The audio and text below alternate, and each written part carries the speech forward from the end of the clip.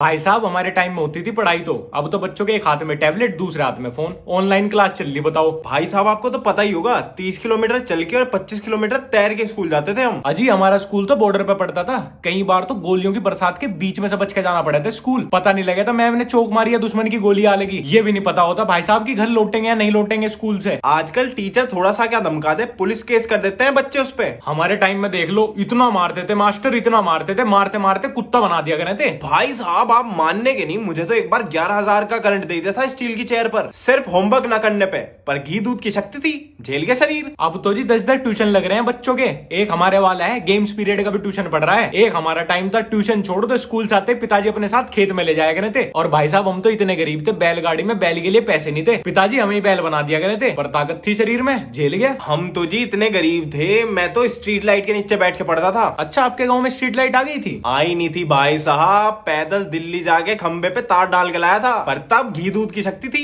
झेल गया शरीर। और नंबर देख लो इनके, सिर्फ 98%। आपके कितने थे भाई साहब? भाई साहब मेरे तो 45% आए थे। पर मानो या ना मानो, देखो भाई साहब उस जमाने में कंपटीशन तो बहुत था, फिर भी 3rd डिवीजन से पास हो गए थे हम। नहीं ये बात तो आपने बिल्कुल सही कही, चीनू की मम्मी के खुद के 37% थे। पर कोई कम होशियार औरत थोड़ी है वो।